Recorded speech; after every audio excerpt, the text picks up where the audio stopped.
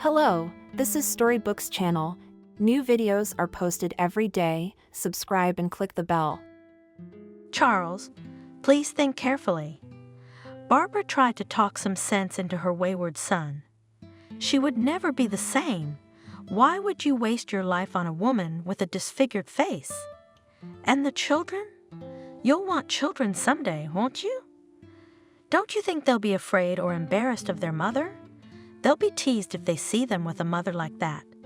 Son, I know you're being noble, but think of what's in store for you. You'll be tied to her for life. Mom, what are you talking about? Charles said with a wince, you can always get plastic surgery. Medicine today can put a person's face back together. We'll find the best clinic. I'll spare nothing for Monica. How much will the operation cost? Where will you get the money? You'll have to sell your apartment, and where will you live? Why would you put such a burden on yourself?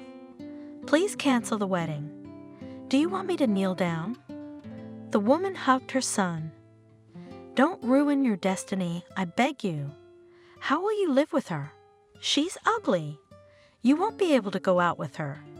Everyone will laugh at you. It's totally reckless to get involved with a woman like that. But I love her. Charles cried out. Don't you understand? Love? To hell with that kind of love. You'll find someone else. I don't need anyone else but her. I'll marry her anyway, no matter what she is. You have no right to forbid it. What's the world coming to an end with her? Look around, there are so many girls around, and you're so handsome, anyone would be happy to marry you. Spare my nerves. Don't make any hasty decisions. Think it over. Things happen in life. If the wedding doesn't take place, the world won't collapse. You don't owe this girl anything.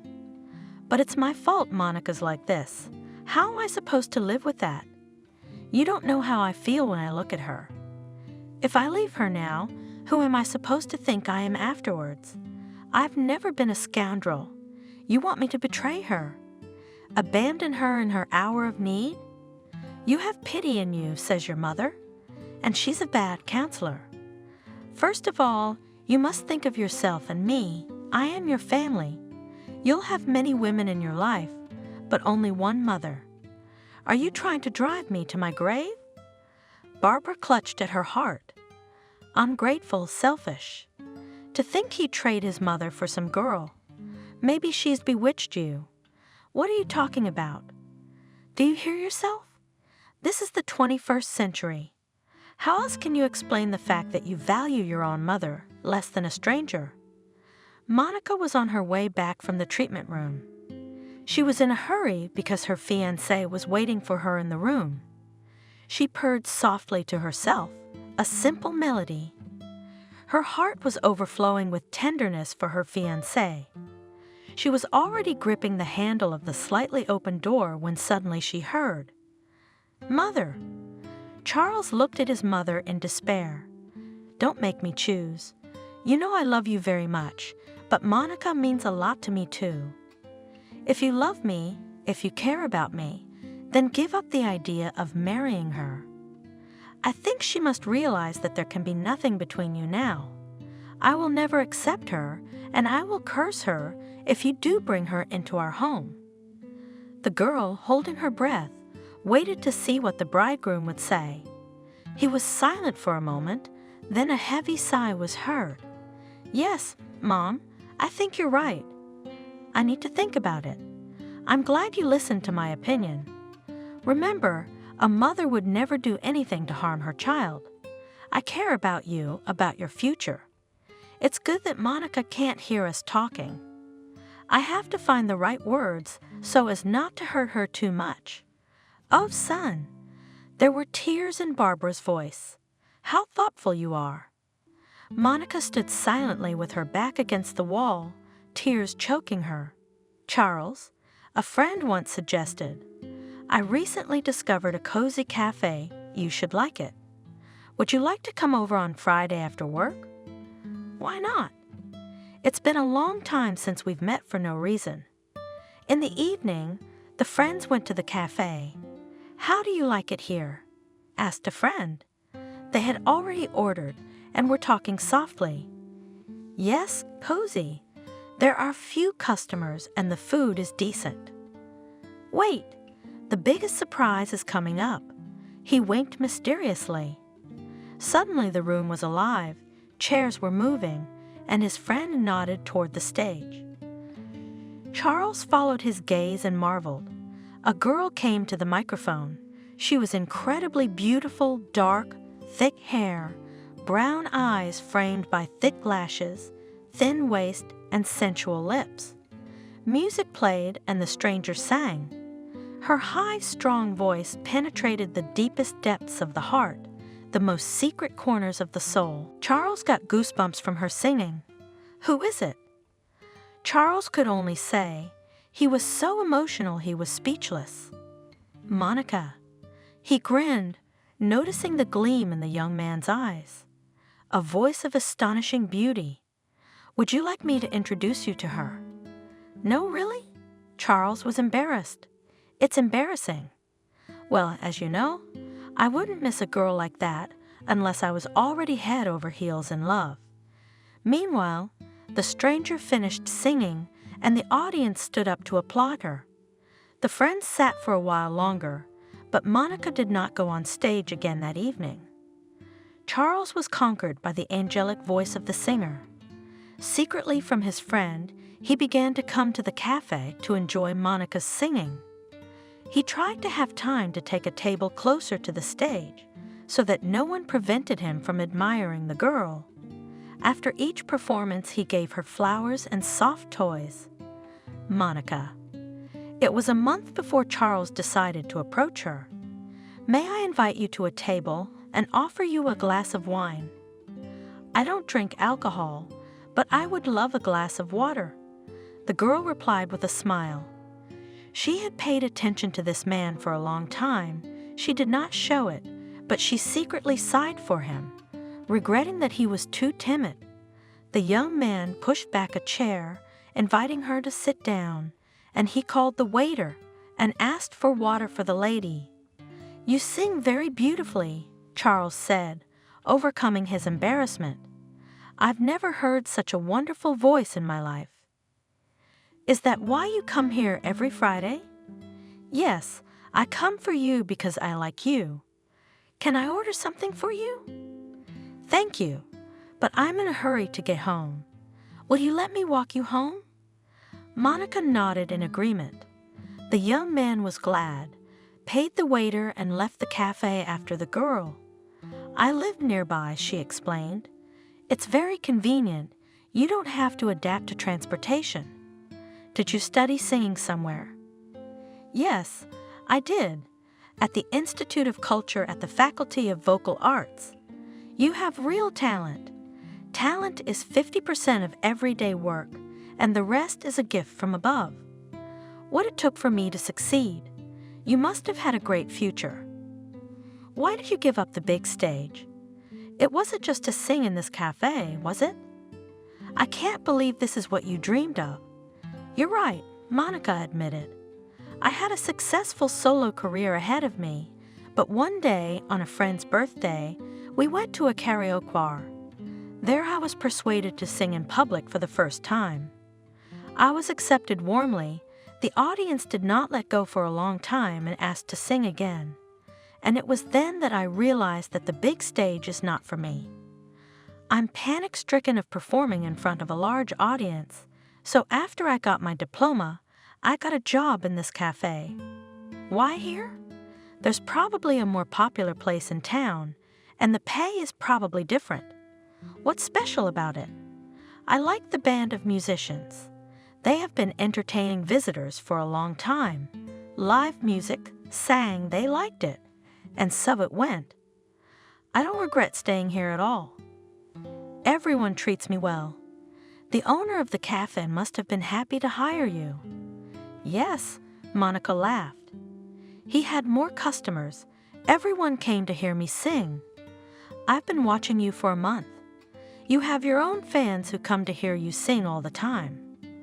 "Are you one of them?" "Yes, I couldn't wait till Friday to see you again. I'll admit, I've never seen that before. You're an amazing girl, and here's my house." Monica stopped. "I hate to part with you." Disappointedly said the young man, "I would like to invite you to the movies." "A movie?" The girl smiled. "Why not? Have you forgotten the last time you were in a movie theater?" Charles and Monica started dating. Their quiet, calm relationship gradually grew into love, and 3 years later, the young man decided to take a serious step. "Where are we going?" cheerfully asked Monica of Charles, noticing that instead of going home, the evening was approaching, directed the car to the countryside. "It's a surprise." Smiling, the man replied. He quickly cast a glance at his lover. The evening was lovely, the sky was clear, and the air was fresh. "Here we are." He stopped the car and helped Monica get out. "It's so beautiful." The girl gasped. "How did you find this place?" They stopped on the beach, the golden sand glistening in the setting sun, as if there were specks of gold scattered among its grains of sand, invisible during the day. "This is where my friends and I used to swim as children." From prying eyes, the beach was enclosed by a stone fence. They drove around the fence, and Monica shrieked in amazement. "What is this?" Sunset in the rays of the sun flew poor plan, not a cloud was visible. Suddenly, on the blue blanket of clear sky, there was a white image of a heart. "My God, what a beauty!" Monica jumped, clapping her hands like a little girl. "How could this be?" "These are my friends." Smiling, Charles replied. Monica didn't know how to declare my love. The man turned the girl to himself and looked into her eyes. "This is the most wonderful declaration of love." Monica said quietly, "Thank you." "Monica?" Charles grew serious. "I love you and I want you to be my wife."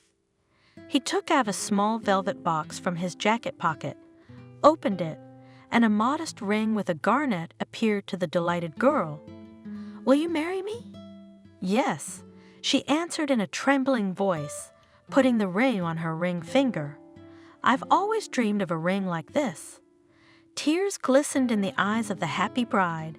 "How touching, my love." She put her arms around Charles and kissed him. "I was afraid you wouldn't agree." The young man pulled away from her. He took a step to the side and from somewhere in the pile of stones took out a bouquet of flowers. "I want us to never part with you again. I want to spend the rest of my life admiring you. I want our children to be like you. How can I refuse you when you've made all this beauty for me? You gave me such a beautiful fall sunset. You don't see that in the city." Meanwhile, the sun was sinking below the horizon, and the river was cool. Monica shivered. "Are you cold?" Charles asked thoughtfully, putting his arm around the girl's shoulders. "Let's go home. I want to celebrate the engagement soon, and there's another surprise waiting for us." The young people stood for a while longer, watching the paragliders in the sky. It's a pity that the image of the heart disappeared so quickly. Monica was upset. "We will definitely come back here," the man promised. "And if you want, we can go up into the sky ourselves." They got into the car and drove home. "You've made a real holiday for me today," Monica exclaimed. They almost didn't get into the apartment. "When did you get here?" She gasped when she saw the table set. In the center of the table stood a huge bouquet of roses. It wasn't difficult at all, Charles grinned, helping the girl to sit down at the table. One phone call, card payment, and dinner was on the table. "You're a spender." Monica laughed. "I don't spare anything for you." Raising his wine glass, the man said, "I am the happiest man today because the woman I have loved for a long time said yes to me. What else is there to dream about? It makes me happy to give you gifts. You admire them so sincerely." I love you. I love you very much. Monica, looking at him with eyes full of adoration. I don't know how I ever lived without you. You're the most precious thing I have. It's so nice to have met you. We should think about getting married, but first I want you to meet my mom. Charles suddenly announced. Now that I've proposed to you, it's a must. Besides, Mom's been dying to see you for a long time. I have to go on a business trip for a couple of months, and I'll come back and we'll get together. I'm sure you two will be friends. Mom's a wonderful woman. She only has one flaw. She loves me too much. He laughed. What if she didn't like me? That can't happen. If I like you, Mom will like you too. Don't worry, I'm sure you'll get along. Monica was counting the days until the return of her lover. She was anxious to meet his mother. One evening, the doorbell rang. Her heart jumped with happiness. Charles had arrived. Darling, I'm back, the man announced, standing on the threshold with a bouquet of flowers. I missed you so much. When I close my eyes, I see you. He stepped into the apartment, opened the girl's arms. And me. Trustingly embracing her lover, she replied. I even marked the days in the calendar to bring our meeting closer. Let's not be apart for so long. It depends, but I'll try to be near you more often. Christmas is coming soon, the man informed freely, sitting down on the couch. I want to offer you a little trip. How would you feel about celebrating the holiday in Finland? I have the ticket in my pocket. He waved the ticket in front of her. Do you mind? What do you mean? Monica got excited. I never even dreamed of such a trip. I've never been abroad. But tomorrow my mom is expecting us for dinner. No refusal is accepted. She is preparing, and if you refuse, she will be offended. You don't want to upset your future mother-in-law, do you? No, what do you mean? I'd love to meet her, agreed the girl. She was anxious. She didn't know how her future mother-in-law would feel about her. In the morning I'll pick you up by car. We'll go in advance. Mom does not like it when late. And the weather promises not for walks. That day it was freezing in the morning, even though it had rained the day before. Slippery, Monica remarked worriedly, looking at the glistening crust of ice that covered the road. It's nothing, her fiancé reassured her. There is enough time. We won't hurry. The road is a road. Here and there, they got into traffic jams. They had to ride in the traffic. We are indecently late. The man frowned. Mom won't be happy. I didn't want to earn a reproach on the first day of our acquaintance. But it's not our fault there are so many accidents on the road. Monica was careful. She's a smart woman. She'll understand everything correctly, and on the contrary, she'll praise us for being careful. Try explaining that to Mom. Watching the road carefully, Charles said worriedly. She doesn't tolerate delays. Finally, we're on the highway. Relieved, the man sighed. Now we can step on the gas a little more. There are not many cars, and if we hurry, we can make it in time for lunch. Charles, please don't hurry. Monica tried to stop him. Look, the road is slippery. I'm afraid. You're not. The man waved his hand nonchalantly. I have a front-wheel drive beauty. Will not let you down. Even if it skids, a little more gas will level itself. Listen, he asked the girl. Get some water. It's behind my seat. My mouth is dry. Monica unbuckled her seatbelt. She couldn't get it any other way. At that moment, the car swerved. Hold on. Charles shouted fearfully, trying to straighten the car, but the car was out of control. It won't listen to me. Charles. The girl watched in horror as the car swerved from side to side on the road. Do something. We're going to crash. Slow down. It happened in an instant. They were thrown to the side of the road.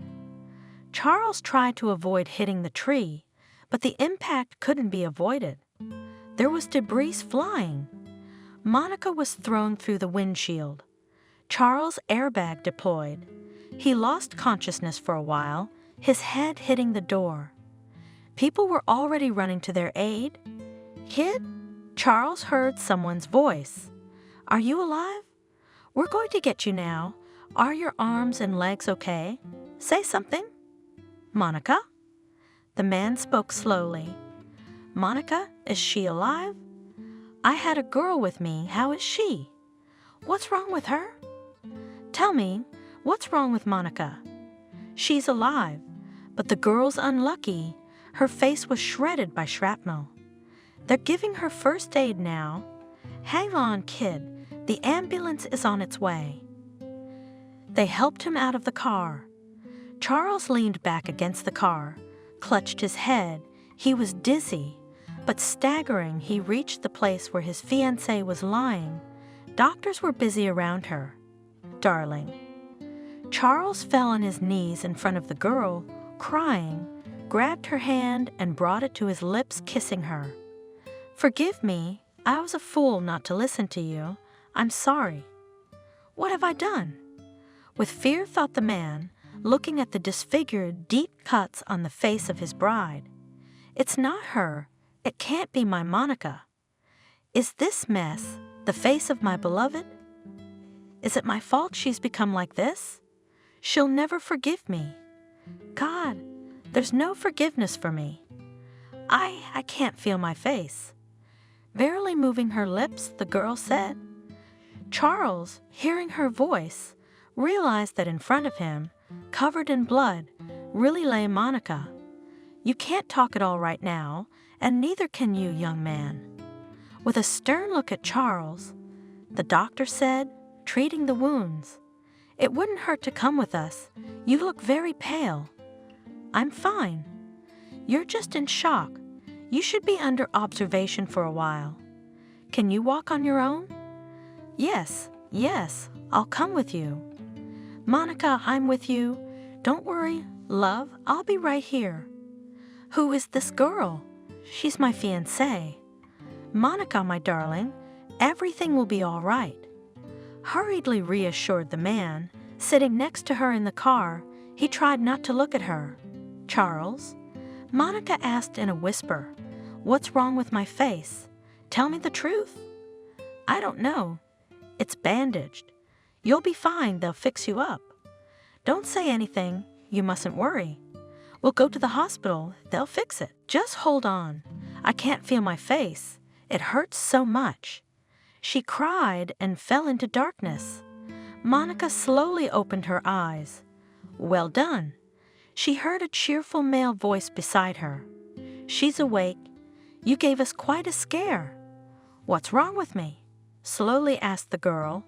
It was hard for her to look at the man leaning toward her. "Am I in the hospital?" "You have a concussion." The doctor was silent. "Your face and hands were the worst affected. Do you remember the accident?"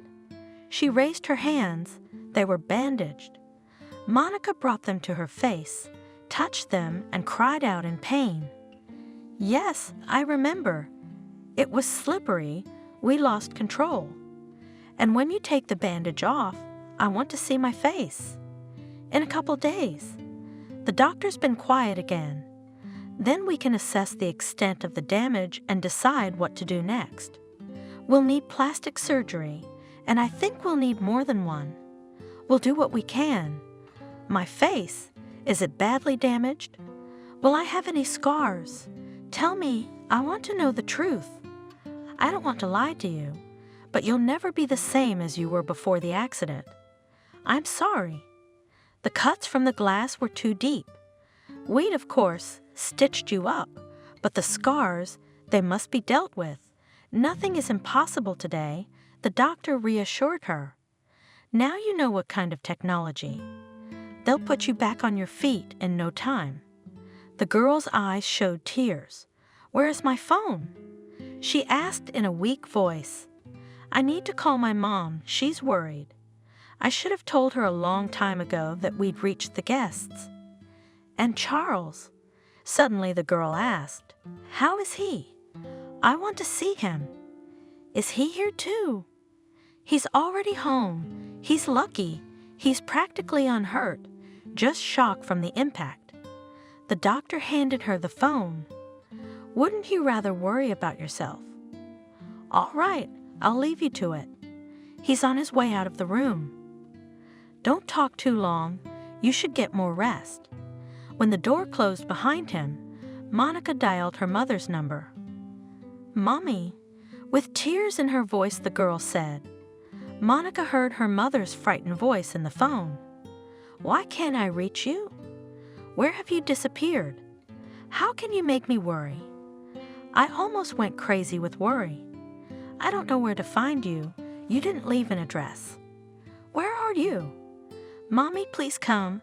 I'm very sick. I'm in the hospital." She heard her mother cry out. Then there was a short beep. "Monica." A couple hours later, Betty was at her daughter's house. "Oh, my darling, how could it be?" She wailed when she saw her daughter. She sat down on the edge of the bed, took her bandaged hands in her own, and kissed them. "What happened?" Barely holding back tears, she asked. "Mommy." The girl spoke quietly. "Charles and I were on our way to visit his mother, and the car skidded." She fell silent, then grinned crookedly. "Am I very ugly?" "No, you're not, my dear." Betty gently stroked her face hidden under the bandages and smiled. "You're the prettiest. You're my daughter." Her mother's heart was bleeding and sobs were ready to burst from her chest, but she held on. "I have no right to show weakness in front of my daughter. I must be strong," the woman thought. "She needs my help now, not my tantrums." The doctor said that surgery would be necessary, but it would have to be paid for. He said it can be fixed. "We'll do it. Don't worry. We'll find the money, and Charles will help." "Where is he, by the way?"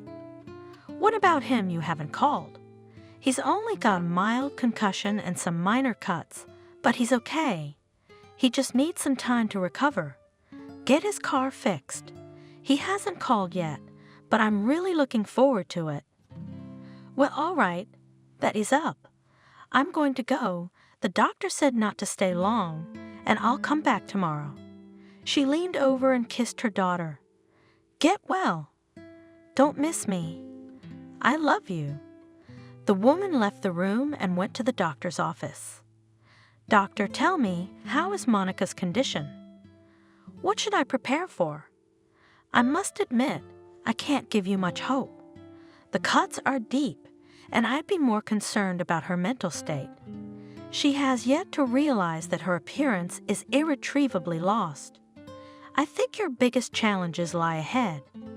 Raise the money for the surgery and be patient.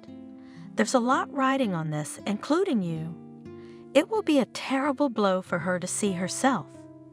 Grief-stricken, Betty walked out of the office, tears choking her. She left the hospital, sank down on a park bench without strength, and finally gave vent to her tears. "My poor, poor girl," she thought. "How unlucky she is. She won't be able to go on stage now. It would kill her." "No way." The woman wiped her tears. "I'll do anything to get my daughter back to her normal face, no matter how much money it costs." Determined, she drove home. "Son." Barbara blocked her son's path. "Where are you going?" The doctor said to stay in bed a little longer. "Mom, I have to go to the hospital. Monica's waiting for me." "I can't hide like a coward." "You can't go." The woman was frantic. "You need to rest." "Are you kidding me?" "Concussion. Look at you. You're still so weak. I won't let you in." "Mom, you can see I'm perfectly fine. I should be with her. It's been 2 days and I'm still lying around. She's waiting for me. She doesn't even know what's wrong with me. She's poor, alone." "She's not alone." Pushing her son back to the bed, Barbara said, "There are doctors and nurses looking after her." I'm the one looking after you here, and I'm very concerned about your health, and I don't care about your Monica. Get back to bed right now. Mom, I'm fine. I'm healthy now. I want to see Monica. She needs my support. You can't stop me from going to see my fiancé, who I haven't even met yet. We were just on our way over to meet you. Charles sank down on the bed, wrapped his arms around his head. When the accident happened, and it wasn't our fault that it happened. Listen, Mom. He jumped to his feet. I have to be there for her. She needs me. She thinks God knows what she thinks of me. She'll say I've given up, and I'm sitting at home, healthy and strong, while she's still in the hospital. You can't stop me. I'm going to her. That's the way it is. The woman chin up. I'm coming with you, and I'm going to meet this girl. I won't let you go alone, and don't mind. What if you get sick? Why would you go there? She'll feel uncomfortable around you. Let's wait until Monica's out of the hospital. We'll get together at the table like we planned. I still have to get the tickets. We're not going to Finland now, and I've been looking forward to spending Christmas night in a small town in a medieval fortress. It's so romantic. There will be more romantic encounters in your life. Not anytime soon. The man became sad. By the way, you could go there alone. That's not a bad idea. You'll recover from all this horror. Forget it like a bad dream. How could I ever forget Monica's face? You don't know what happened to it. He squeezed his eyes shut, remembering the bloody bride. I can't believe all this happened to us. Don't torture yourself. It's already happened, and there's nothing you can do about it. You have to go on living. There's nothing wrong with you, and she'll be fine. Mom, if you could see her, she's never going to get better. I have to support her. Poor thing, she doesn't know what's ahead of her. I don't mind, just on my terms. So, what? We go to the hospital together. Otherwise, I won't let you out of the apartment. Don't talk me out of it. Okay, Mom, we'll go together. My son gave in. Monica was dozing. She heard the door creak softly and opened her eyes. Hello, darling. She heard her fiancé's voice. I'm sorry I couldn't visit you sooner. Charles. The girl rejoiced and stood up on the bed. I've been waiting for you to come to me. It's very boring here without you. Lie down, lie down. A young man came to her and lowered himself down beside her. Help me, please, Monica asked. Put a pillow under her back. Sitting down, she asked, How are you feeling? I was really worried about you. You didn't call. You didn't come. I didn't know what was wrong. I'm fine. I wasn't really hurt. I feel fine now. Nothing and not good. Barbara jumped in. He's a victim of the accident, too, but he's trying not to show it. He barely woke up and came straight to the hospital to see you. Monica, meet my mom. Embarrassed by his mother's cold tone, Charles said, Nice to meet you. The girl said quietly, It's a pity we had to meet under such sad circumstances. Barbara said calmly, But I was eager to see the girl my son had told me so much about. What do the doctors say, sweetheart? They say it's going to require plastic surgery. I'm sorry to hear that. I sympathize with Barbara. But you're young, you'll like yourself. When it heals, you'll be as good as new. Monica nodded in agreement, but she kept her eyes on her fiancé. I'm feeling fine now, so I'll come to see you more often, Charles promised. Then you'll get your stitches out and come home. And our wedding? The girl stuttered. The wedding will have to be postponed. Charles looked at her guiltily. I'm sorry about that, but don't worry, we'll be fine. The main thing is to get you out of the hospital as soon as possible. Monica? A nurse came into the room. Let's go to the treatment room. She helped the patient up. I'll do the dressing. Will you wait for me? Monica asked me in a pleading tone. Will you stay with me a little longer? Yes, Charles nodded. Don't worry, I won't leave. Come back soon. As Monica was led away, Barbara turned on her son. What wedding are you talking about? Don't even think about it. I didn't raise you to spend the rest of your days with an invalid. What are you talking about, Mom? Charles was outraged. Monica, not an invalid. We'll operate on her, and more than one if necessary, and she'll be just like she was before. Haven't you realized yet that she won't be the same? You're gonna spend the rest of your life working on her plastic surgery. Your father should hear you now, she cried. How much do I miss him? You don't cherish and appreciate me at all. How can you do this to your mother? Why am I being punished like this? Are you going to ruin yourself for some girl? My father and I hoped that we'd be supported in our old age, but you are ungrateful. Don't be silly. Charles hugged his mother. I'm very grateful to you for being faithful to your father all your life. You think he didn't see how hard it was for you? Yes, you were 7 when your father was gone. I raised you alone. It's so beautiful to see how handsome you've become. Tall, slender, blue-eyed, and even in high school, girls followed you in droves. Look around, and there are so many beautiful girls, healthy, full of strength. Choose anyone. I don't want any others. Charles was stubborn. I want to marry Monica. She'll get well, and you'll see what a wonderful person she is.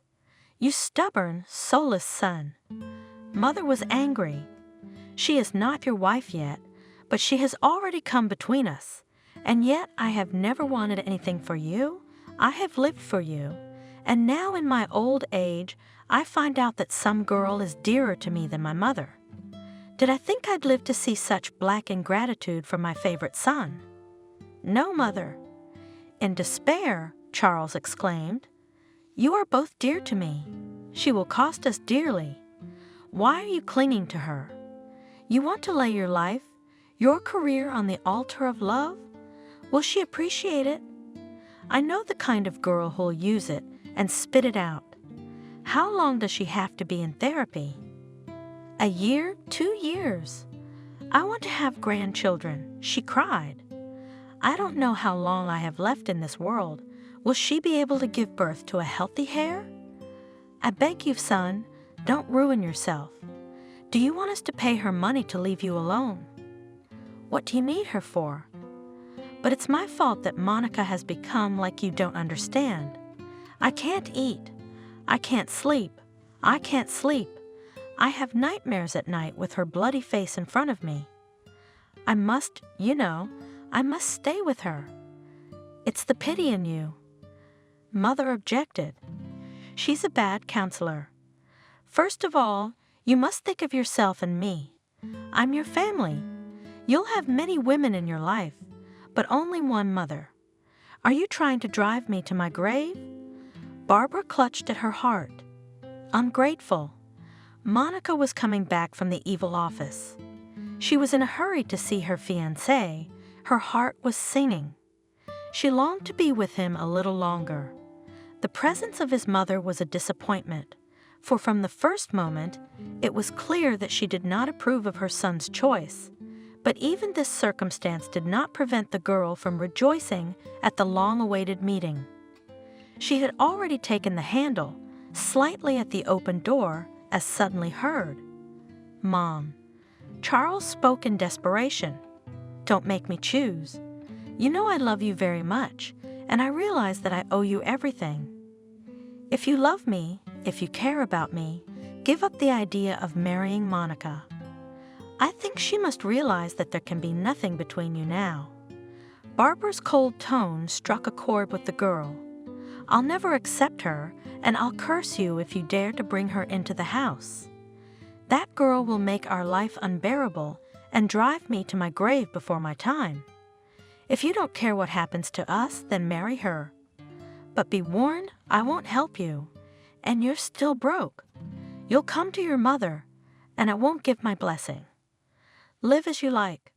Monica, holding her breath, waited to see what the groom would say. He was silent. Then a heavy sigh was heard. "Yes, Mom, I think you're right. We must weigh everything carefully. I'm glad you listened to my opinion. My darling boy, believe me, I have only your welfare in mind. It's a good thing Monica can't hear us.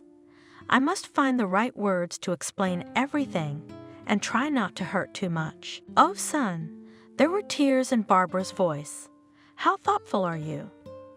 Monica stood with her back against the cold wall, tears choking her. The talking had stopped. She opened the door. "I'm back." The girl tried to give her voice her usual cheerfulness and pretended she hadn't heard anything. "Thank you for waiting for me, but the treatments were so tiring. I'd like to rest." "Excuse me, can you leave me alone?" "Yes, yes." Charles hurried off, pleased to be able to leave. "Rest, sleep is the best medicine for you now. I'll definitely come again when the doctors say it's okay. We'll walk with you in the park. The hospital has a great park. Get well, my dear," Barbara said in an indifferent tone. She looked triumphantly at her daughter-in-law who had failed. She had won the battle for her son. Charles never came to the hospital again. I want to look at myself in the mirror. It was a long time before the sick woman decided to ask the doctor, "Are you sure you're ready for this step?" "I'll have to do it someday anyway, so let it be now. Lisa, bring the mirror into the room and take off the bandages." Monica closed her eyes, gathering her strength, then resolutely opened them and saw her reflection. "Is that me?" Horrified, she asked. Tears welled up in her eyes. A stranger was staring back at her, her face disfigured by scars. One eye was half covered, pulled down by a scar. Another scar fixed the corner of her mouth with a downward slope. The face wasn't alive, as if someone had pulled an intimidating mask over it.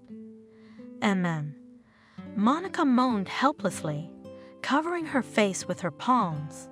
She scratched at her skin with her fingers as if she wanted to peel it off. "How am I going to live with a face like this? I'm ugly." She threw her face on the pillow and sobbed, kalashmally pounding her fists on the bed. "She's hysterical. Give her a sedative immediately." The doctor ordered, but he grabbed Monica, turned her around, and hugged her tightly, not letting her break free. She was sobbing and could not stop. The robe on the doctor's chest became wet from her tears.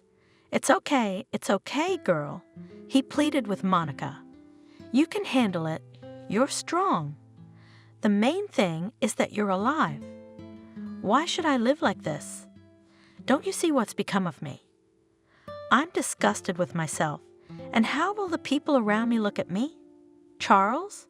My poor Charles. He was right. I'm ugly. I can't be loved. He was right to leave me." A nurse came and took a sedative. After a few minutes, the girl quieted down, sobbed convulsively a few times, and collapsed in the man's arms. "Everything will be all right," said the doctor, putting the patient to bed. He ineptly stroked her head, saying, "Everything will get better. Plastic surgeries will do their job and fix her face. But it would never be the same again." As she fell asleep, Monica said, secretly from her mother, Charles found out when Monica was being discharged from the hospital and came to meet her. He was in a hurry, holding a huge bouquet of flowers. Where? When he entered the room, he saw a nurse rearranging the bed where the girl had been lying a short time ago. Monica was discharged. Without stopping what she was doing, the nurse said, "You're late. You should have come earlier." "What about you, fiancé?" "I didn't have time," Charles said, confused. He turned around and wanted to leave. "She left a letter for you there." He heard behind him. "A letter? Where is it?" The girl silently took an envelope out of her pocket and handed it to him. "Take it." The man handed her a bouquet. "This is for you, thank you." He walked out of the hospital into the street and sat down on a bench in the front garden. "Dear, beloved Charles, I had no idea that one day I would have to write these lines, but everything changed in an instant. Charles, I heard you talking." The man turned pale as he read those words. "And I don't want to be a burden to you. Your mother is right. We can't have anything in common now. I've changed since the accident, and I'll never be the same again. And it's not just my look. I didn't recognize you. I didn't want to believe that I was looking at you, my beloved beauty, my fiancée." The thought gave him a headache. I'd even thought I had made a mistake, and that I was looking at a strange woman, not you, Monica, whom I adored. The accident had mutilated your lips, your nose, your cheeks. Everything I loved to kiss so much. This face was disgusting. I refused to believe I could see you. I shuddered to imagine having to touch what was once your face. I wouldn't have to deceive you by pretending to love you. You were right to leave without saying goodbye. You were stronger than I was, and it would have been hard for me to tell you all that, but I didn't have to explain." Charles stood up, hesitated for a moment, then tore the letter into small pieces and threw it in the trash. Then he squared his shoulders, took a deep breath, and walked away from the hospital. "Daughter," Betty urged me, "eat. You're starving yourself. You're shut up at home, like a snail in a shell. You can't torture yourself like that. You're burying yourself alive. Shall we go for a walk? You haven't left your room in so long." "I don't want anything, Mom." In a colorless voice, Monica answered. She was lying with her back turned to the wall, wrapped in a blanket. "Maybe I want to die. I can't even show my face on the street with this face, and you're asking me to go out. I should only be in horror movies now." "My dear," Mother secretly wiped away a tear. "You have to live for me. You have arms, legs, you still have a voice after all. Why should I? I'll never be able to go on stage again anyway. I'd rather die than live with the thought that nobody needs me. Don't say that, I need you. We'll figure something out. What about Charles? Why doesn't he call? We broke up." "Broke up how? Why? Did he leave you at a time like this?" "That bastard. I don't want to talk about it. He's gone. Leave me alone, please. You poor thing." Her mother sighed heavily and left the room. "No way." With these words, Betty sat down at the computer. "I'm not going to let you get depressed. There has to be a way out. I'll find a clinic that will help you get back to normal." "There you go." After a while, she exclaimed, "There is such a clinic, and here's the name of the doctor. Wow, quite young, and already so famous. Let's see some pictures of patients. He's a real talent. I'll send a picture to Monica and make an appointment." That's it. She pressed the key one last time, satisfied. Now we wait for the call. What if Monica refuses to go? Suddenly the woman was afraid. She won't go anywhere. I'll persuade her to go. And if she doesn't, I'll make her go. She's not her own enemy. A couple of weeks later, an invitation for a consultation arrived. "Monica." Betty cautiously entered her daughter's room, standing at the window looking out at the street. "I have good news for you." The girl silently turned to her mother. "I've contacted a doctor at a clinic that specializes in complicated cases like yours. They replied today they're expecting you for an appointment in a month." "Why did you do that?" "I'm not going anywhere anyway. I'm ugly now. It's like a stigma. How can you imagine me riding on a train? Do you want me to be in full view of everyone and have people pointing fingers at me?" "Yeah, no one would let me go anywhere. I'm a freak. Don't talk about yourself like that. I won't let anyone insult you. You can't protect me from that. Don't you get it yet? It's, Mommy, if you can do it, then I agreed to go. A few days later, Monica tried on an elegant black mask made of a thin lace veil. It was like a second skin, hiding the scars but contouring the face. There, Betty said, admiring her creation. Now you can only be recognized by your figure, and it's beautiful. The girl stood in front of the mirror and looked at herself. She liked what she saw. Thank you, Mom. I feel more confident now. I'm ready to go to the clinic. Good girl. The woman sighed with relief. Their view will definitely help you. I read the reviews. The doctor works real miracles and will help you. I'm sure that we will not go in vain. A couple of days later, they already had tickets for the train.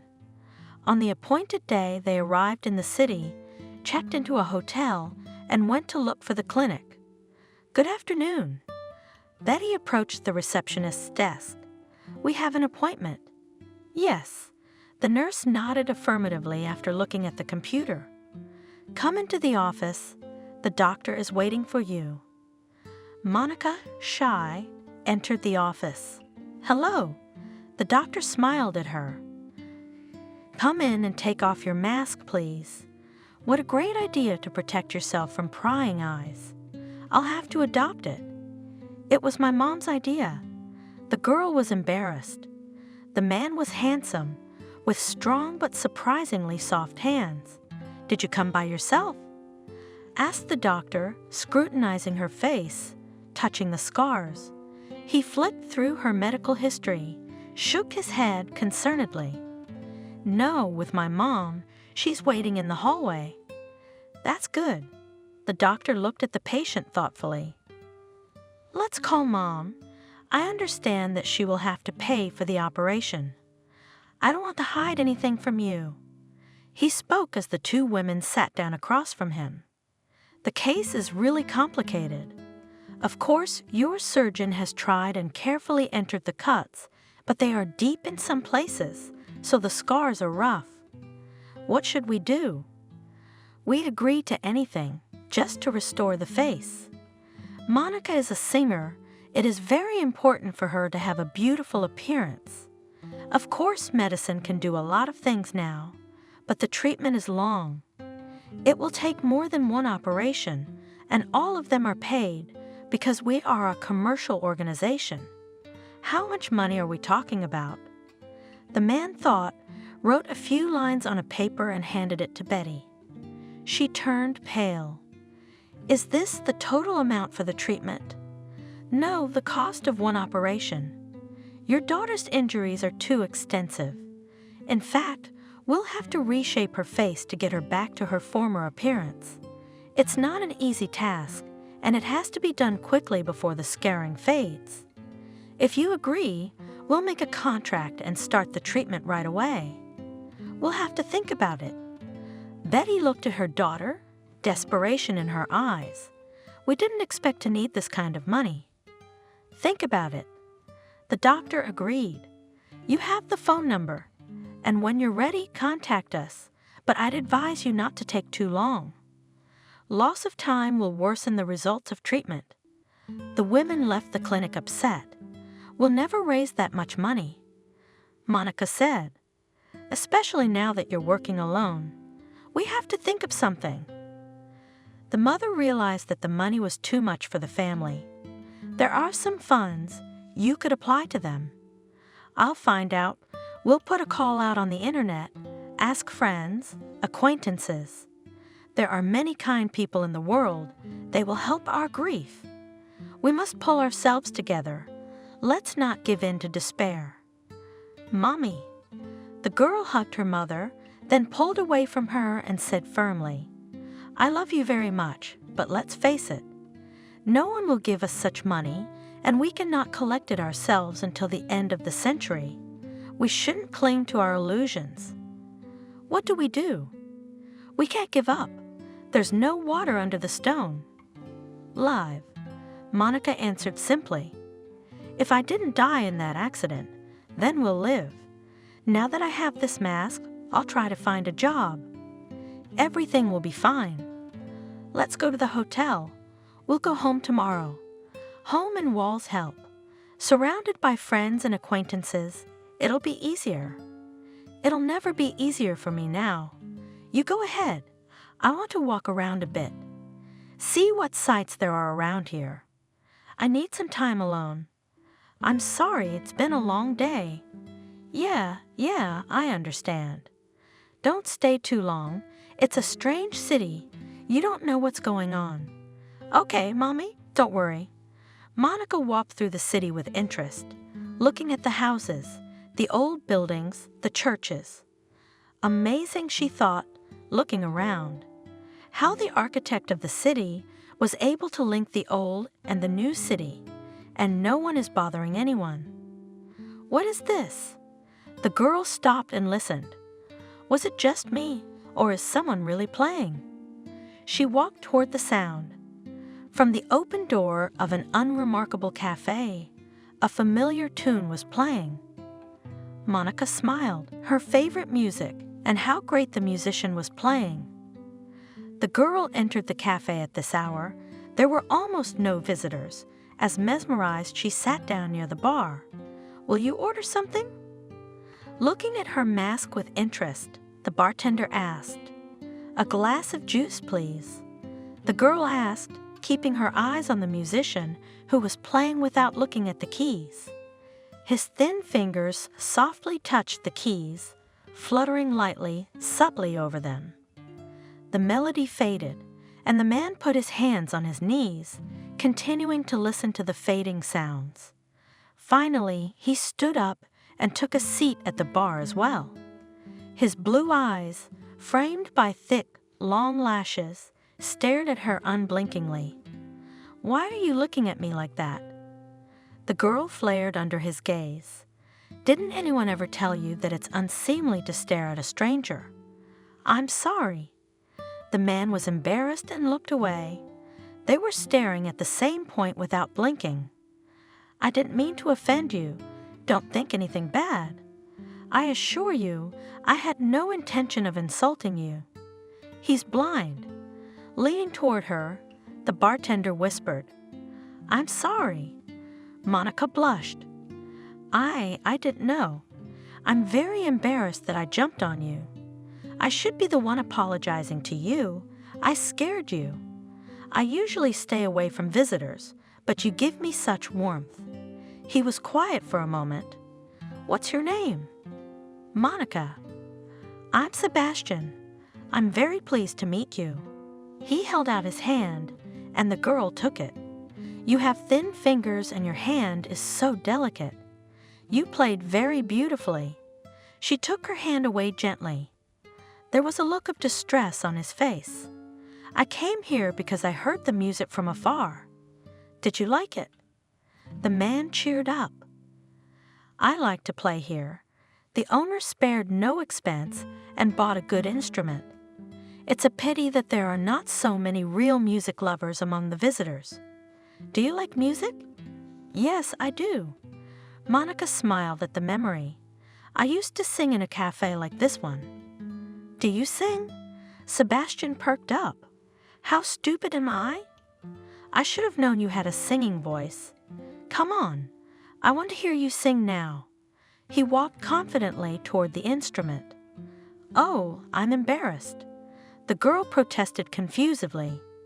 You don't know my repertoire. How will you play along with me? You can't see the notes? I'm sorry, I've offended you again. Not at all. Sebastian laughed. You apologize too often. I am used to my position and do not take offense if someone accidentally, awkwardly word hurt me. What will you perform? I don't know. I'm really embarrassed. I'm embarrassed. It's embarrassing to hide my talent. You and I, God gave us the ability to play and sing for people. We have no right to hide it.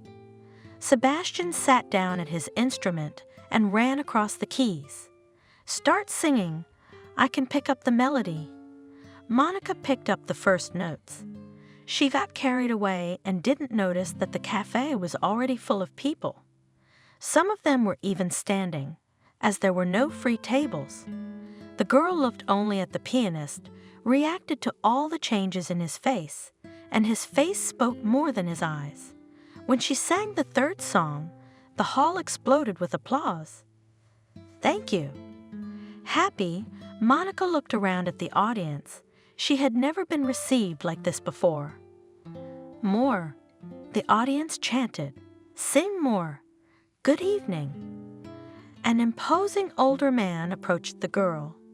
"Your marvelous voice has attracted an unprecedented number of visitors to the cafe. I'm the director of this establishment. I won't go around and around. I'm offering you a job. I'll pay you well. Take it. You have a great duet with Sebastian.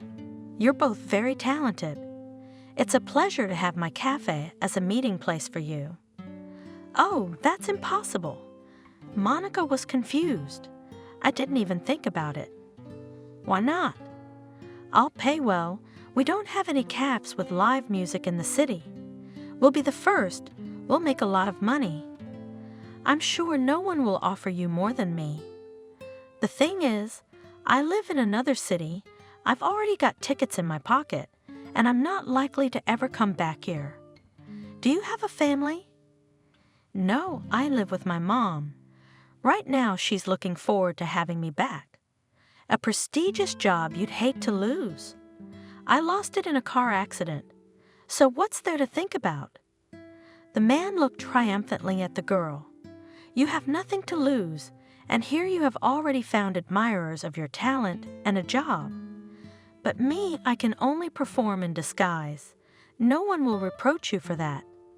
On the contrary, your unusual appearance gives your image a certain mystery and gives one more reason to come to us to look at you.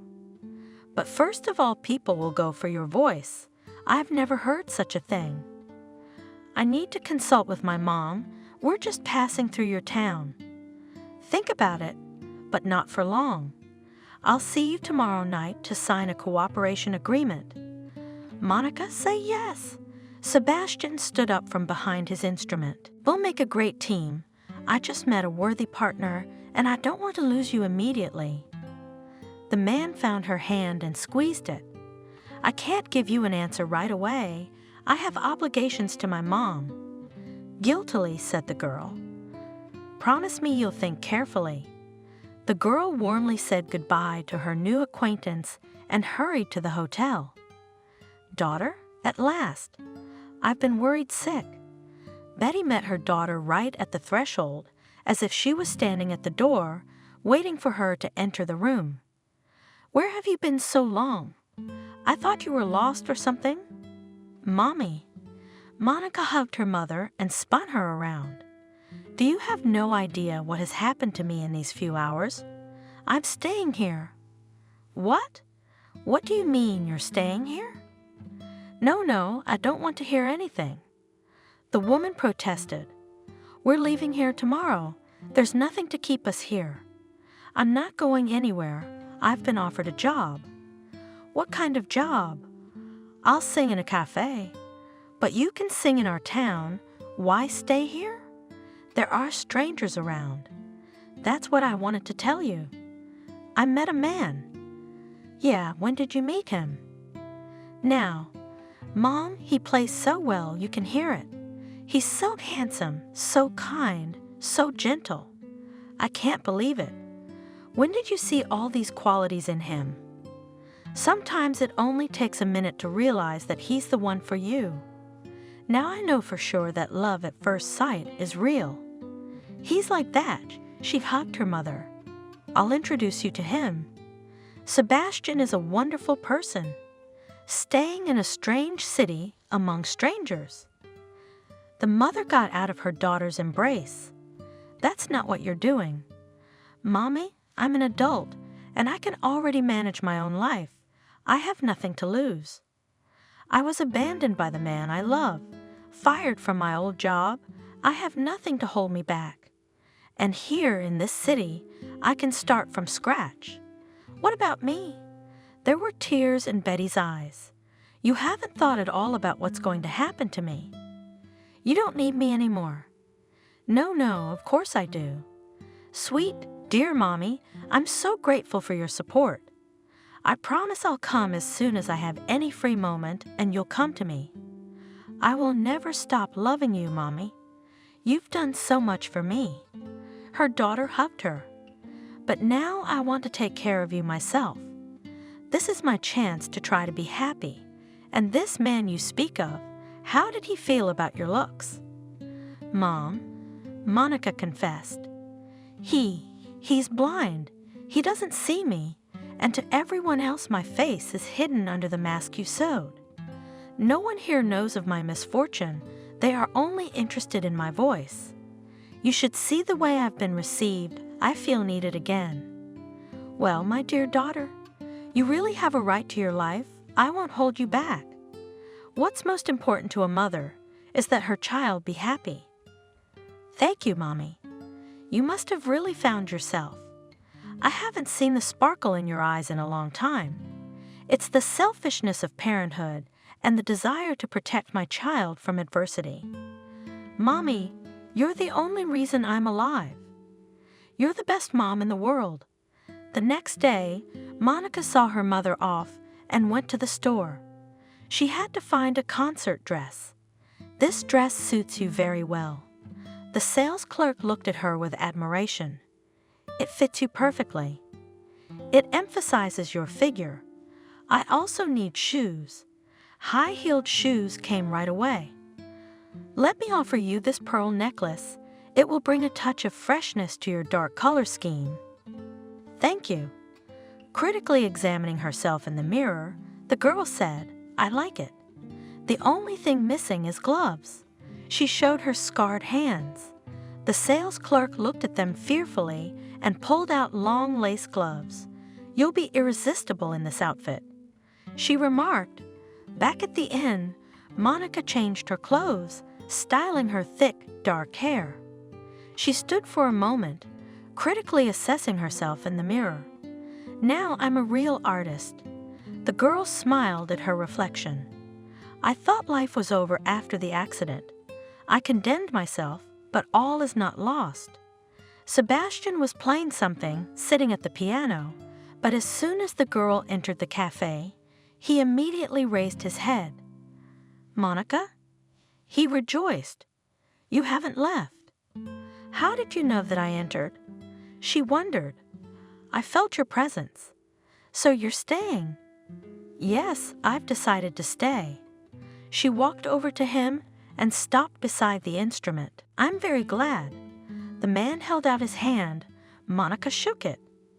Sebastian brought it to his lips and kissed it. Your hands smell minty. It's the cream. Monica was embarrassed. She was embarrassed by his blatant attention, though she enjoyed being near him. You know you can tell a lot about a person by their smell. What can you tell about me? The girl laughed. You are a calm, gentle person, absolutely not conflicted, and now mint helps you cope with depression, am I right? Right. Monica raised her eyebrows in surprise. How do you know all this? If a person loses a feeling, he immediately gains other possibilities. We'll come back to our conversation, but now let's not disappoint the visitors. They've been waiting for you to sing something for a long time. He picked up the first notes and Monica sang. Her voice sounded tentative at first, but then grew stronger. She didn't look at the audience, she looked at Sebastian, mesmerized by his playing. His face shone, the look in his sightless eyes mesmerizing. The girl felt his silent support. He listened to her voice, and his expression gradually changed. At first it was tense, he was worried about her. Then the tension subsided, and he calmed down, rejoicing in her success. Bravo!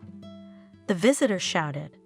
When the last sounds of the piano died down, they applauded and laughed. Someone handed flowers to the happy Monica, and she kept her eyes on her new acquaintance, a peaceful smile on his face. Monica, you have a real talent. admired the cafe director. "I'm lucky you stopped by. You should be on the big stage. I like chamber concerts." The girl smiled modestly. "I don't seek publicity. I'm not asking." He whispered in her ear, "Why are you in a mask? But people are lost in speculation, trying to find out your secret." "Can I not explain anything?" she asked. "This subject is too painful for me." All right, but is there anything I can do for you?" "I'm staying at a hotel where I can get a place to stay. I have just the perfect place for you." The director was pleased. "My sister rents out a room. I think I can make a deal with her. I'm sure she'll meet you and lower the price. You'll be comfortable there, especially since the house isn't far from the cafe." "Oh, that would be wonderful. Thank you very much. Your workday is at an end. We'll go to the hotel now, and then I'll take you to the apartment, show you around, and help you get settled." Monica said a warm goodbye to Sebastian and went to pack her things. "Daughter," Betty called her every night. "I'm very worried. How are you doing alone? Are you being abused? And the apartment you're living in?" "I'm fine." The girl assured her mother, "I like working here. People are helpful, so well received. At work I forget about my problem. How are you feeling? You haven't eaten anything at home, only cried, and there are no friends or acquaintances there. Take care of yourself, my dear. I have music." Monica answered simply, "I don't feel inferior anymore. My gigs are waiting. I like this life. I've accepted the fact that I'll have to wear a mask for the rest of my life. You know, there's an upside to that. No one can see my face, and I can observe everyone unobstructed. I'd assure you, it's fascinating. And how's your new acquaintance?" "Sebastian?" Monica blushed. "I think fate brought us together in the city, in this cafe. He and I are on the same wavelength, musically. We don't even need to talk. Everything becomes clear when he plays and I sing. Our hearts beat in unison. And yet I'm still a little uneasy. You don't know anything about him. You have nothing to worry about. Neither he nor I talk about our past. I guess it's not time yet. We're just good together. You don't think about Charles at all?" "No, I'm over that pain. And it's a good thing we broke up, because otherwise I never would have met Sebastian. He means a lot to me." After these conversations, Monica couldn't sleep for a long time. She lay in the dark and remembered the light, casual touch of Sebastian's hand, the warm smile he gave her when he sensed that she was upset about something. And yet she was desperate to know what had happened to Sebastian, what had caused him to go blind. "Monica?" Sebastian suggested to her one day when the customers had already left. "Why don't we go for a walk? It's such a lovely evening. It's a shame to go home." "I agree. I don't want to go back to my cramped room either." They walked in silence, each thinking about something else. "Sebastian?" A girl broke the silence. "What did you do before? You wouldn't believe it." He grinned bitterly. "An accountant." "An accountant?" The girl was amazed. "But you play so well. I thought you had a conservatory behind you." "When I was a kid, I went to an ordinary music school. I really liked playing the piano. Whenever I had a free minute, I'd sit down at the instrument and play from memory. You know, there are people who can type blindly without looking at the keyboard, and that's how I learned to play. I don't need notes. I have a good musical memory. If it weren't for that, I'd be long gone by now." The man was silent, as if realizing that he had spoken. His lips were tightly pressed together, and his cheekbones were set. Monica remained silent, afraid to break the moment of candor, and waiting for Sebastian to continue his confession, and she was not mistaken. "I had a fiancé." He grinned bitterly. "We dated for a long time, and then I decided to propose to her. I don't know what always stopped me from taking that step. Maybe a sixth sense? He grinned again. It warned you of trouble. She was very pretty. She liked attention from men, dressed flashy, bright, even provocative. I had to rescue her from her obsessive admirers. I'd even asked her to dress more modestly, but she laughed at me, saying that I am possessive, and she wants to stand out from the crowd, that she will still have time to play a modest woman mystery when there will be children. She wouldn't listen to anything, preferring to show everything that nature had bestowed on her. Did you love her very much? Madly, even with her antics. The wedding preparations were in full swing. We were both over the moon and looking forward to it. Why didn't I insist that night that she change her outfit? He stopped talking again. What happened? Monica asked. That night we left the restaurant and some thugs followed us. My fiancée took the liberty of flirting with them, she always did. She liked to drive men crazy. She enjoyed feeling power over them. Wasn't your attention enough for her? She liked to tickle my nerves. He smiled wryly, said it made me more passionate. And what happened next? Random admirers decided they could invite her to continue the evening. I naturally tried to explain to them that they had misunderstood her behavior and she wasn't going anywhere with them. They were drunk, of course. Yes, a fight ensued. While I was dealing with two of them, the third one came up behind me and hit me on the head with something heavy. I woke up in the hospital in total darkness. The doctors were hopeful at first that my eyesight would return. I waited for a month, but alas, no miracle. The diagnosis was total blindness. What about your fiancée? Fiancée? She left me the day she heard the doctor's verdict. Disabled, she didn't need me anymore. I had to quit my job. I didn't know where to put myself. All the doors closed in front of me. They offered only low-paid positions. I did not accept. I needed money for rehabilitation and treatment. All my searches were in vain. And that's when you took the job at this cafe? Yes, I heard one of the customers playing a tune, sat down at the instrument and played. The owner offered me a job, so I took it. The pay is good, and sometimes the customers tip well. I like what I do. Sebastian and Monica stopped by a street lamp that lit their faces well.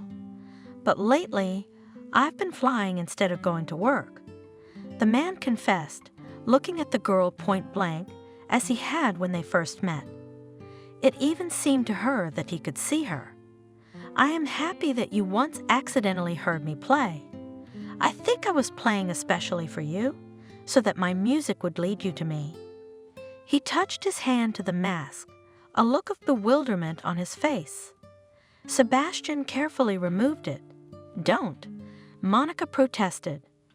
You won't like what's under the mask, but the man took her face in his hands and kissed her lightly, then ran his hand over her skin, felt the scars, and turned pale. I knew I would disgust you. Tears showed in the girl's eyes. One rolled down her mangled cheek. No, he ran his thumb gently over her skin, wiping away the tears. I don't know what happened to you. I can't see your face, but I can feel your soul. Remember I said that nature takes one thing from a man and gives him another.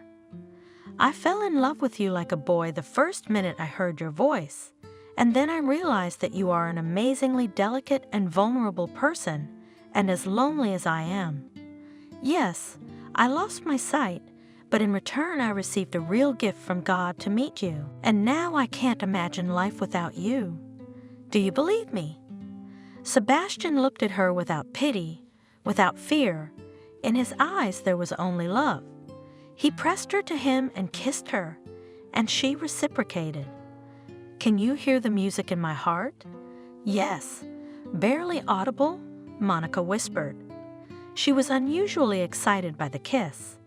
It seemed to her that for a moment they were both lifted off the ground. So strong, so vivid was their mutual feeling.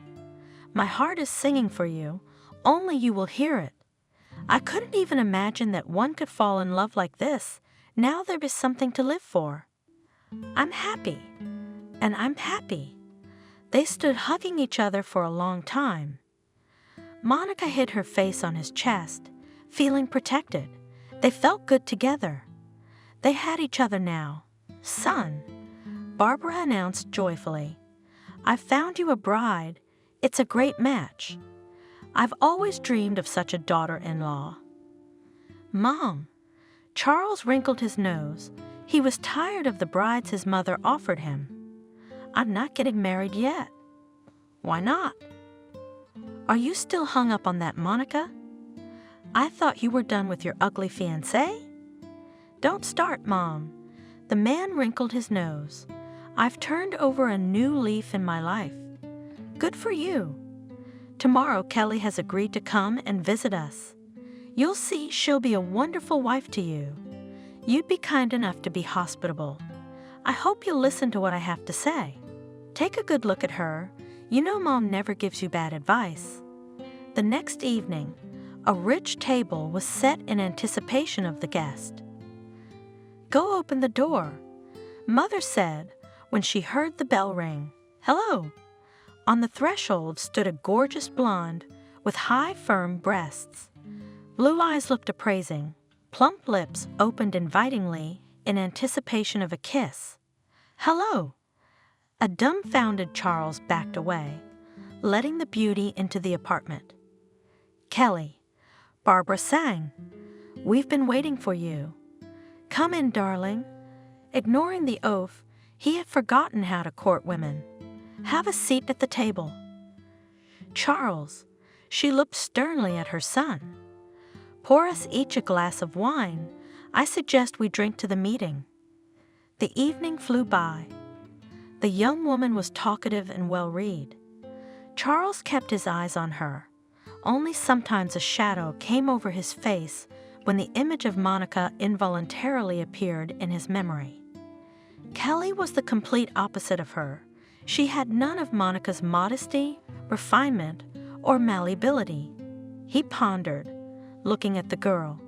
But she's so damn attractive and uninhibited, and I like that. Well, what do you say, son? Cleaning up the table, Barbara asked. I told you that she is a very nice girl, not like that bride of yours, who is not ashamed to go out with her. And she's beautiful, smart, and can hold a conversation. You couldn't find a better wife. Why don't you say something? I noticed right away that you had your eye on her. I won't deny the obvious, Charles sighed. I liked her. Good. My mother rejoiced. Don't delay, meet her again, and then propose. Don't hesitate. You're not a boy anymore. You are both people established, and there and soon have children. She sobbed. Will I really live to see my grandchildren? Finally, my heart will calm down. You've made me happy, son. You've made me happy. 3 months later, Kelly was wearing a wedding ring on her ring finger. Barbara loved her daughter-in-law. Look at the cream Kelly gave me, son, she bragged. Her face was as soft as a baby's. Charles, she was indignant after a while. Kelly complains that you don't want to go on vacation with her, says you don't pay any attention to her. I'd love to go, sarcastically responded to the mother's remark, the man. If your Kelly would learn to save a little, and then I do not have time to earn money, and she lets them go for all sorts of nonsense. You two go together. I see you two are getting along well. I'm grateful. Your wife makes your home cozy, and you're always dissatisfied with her. Look how nice your place is now. She's the only thing that makes you look like a decent man. What do you miss? She complained about me. No, really? I can see how you feel about her. Don't you realize your coldness hurts your wife? Don't interfere in our relationship. The man lost his temper. We'll work it out ourselves. Son, how do you talk to your mother? I'm sorry, Mom, but you're always telling me how to live my life. I'm not a little boy anymore. This is my family and my wife. We'll work out our own problems. Frustrated, Charles came home. What's your problem? He went off on his wife. I work like an ox so that you can visit beauty salons and expensive clothes stores, and you complain to your mother that I don't pay enough attention to you. Why don't you tell her why I'm hardly ever home? Why do you resent me, dear? Kelly spoke peacefully, kissing her husband. He pushed her away. You? How rude are you? Nothing terrible happened, just to talk about the fact that you are rarely at home. Think, offended. You don't know why I've been missing work. Because I don't have time to rest. I have to work and work to pay your endless bills, your massages, your manicures. Damn them all. You didn't spare any money for me. The woman was ready to use her main weapon, tears. When I persuaded you to marry you, said you loved you, gave you gifts, and swore fidelity. Yes, I thought I was in love with you, but now I realize I made a big mistake. I rushed into marriage so my mom wouldn't bother me anymore. It's her choice. You two are both bugging me. You've drunk all my blood. You can't get enough. Oh, is that how you talk? Kelly cried. So get out of the house. I'd rather sleep at work than live under the same roof with a hysteric like you. Go away, she shouted after him. Nobody's going to cry. Charles ran out of the house, slamming the door in his heart. He walked through town thinking, why did I listen to my mother? I don't love my wife. I'm a miserable man. At least I can be honest with myself. I still love Monica. I can't forget her. Where is she now? Since that memorable day when I lost sight of her, so much water has passed. Her phone is silent. What about her? How's she doing? I'm still tormented by the guilt I feel for her. He walked on, unable to see anyone around him. Suddenly, Charles stopped, listened. What the hell? A long-forgotten warm feeling stirred in his heart, remembering something dear, native. Who is it singing? The man rushed to the sound of the marvelous voice, afraid that now the song would fall silent and he would not be able to find the singer. Charles literally ran into the cafe and froze. Monica was standing at the microphone. Her face was hidden by a mask, but her voice, her figure, he would have recognized her even in the crowd. The patrons applauded as the last sounds of music died down. Monica. Charles stepped toward his former lover. I was looking for you, but I didn't expect to find you here. Your voice brought me here. Hello, Charles. The woman spoke calmly. Why were you looking for me? I missed you. Have you forgotten me? Even if I wanted to forget, I couldn't. She grinned. My face reminds me of you every morning and evening. The rest of the time, I hide behind a mask and am quite content with my life. Why did you come here? You have the right to reproach me. I admit I was mean to you then, but it's never too late to make things right. I want you to come back to me. I've changed, but I still love you. Please, I'm sorry. Can we start over? It's too late. I've changed too. I've learned to see the falseness in people. Have you forgotten how good we were together? I can't live without you. Can't live without you so much that you got married. She nodded at her wedding ring. This marriage means nothing to me. He hurriedly took off the ring and carefully put it in his pocket. I still remember our meetings, our kisses. I don't love Kelly, but I love my husband, and I'm not going to change a thing. If you'd come back when I needed you most, when I didn't want to live, then we could have been happy again. But you chickened out, hid under your mom's skirt. Yes, I made a cruel mistake, I admit it, but you have to understand me. I was scared. Forgive me, I was a fool. I didn't realize what a treasure I'd lost. Only now I realize how much you meant to me. You have the right to hate me, I'll bear it. Just don't send me away. I forgave you long ago." Monica looked at her former lover with pity. "And I don't hate you. Strangely enough, I'm even grateful because the ordeal has made me strong. Then give me a chance, please. We can try to be happy." "I am already happy," answered Monica. "I have a caring husband, and we are expecting a child." Charles only now noticed the rounded belly of his former lover. He stood silently and watched as Monica returned to the microphone. A melody played, and the woman sang. The man saw how lovingly she looked at the musician and realized that he had lost her forever.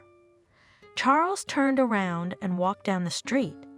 He was returning to his home, and a song about love, loyalty, and happiness gained was singing after him.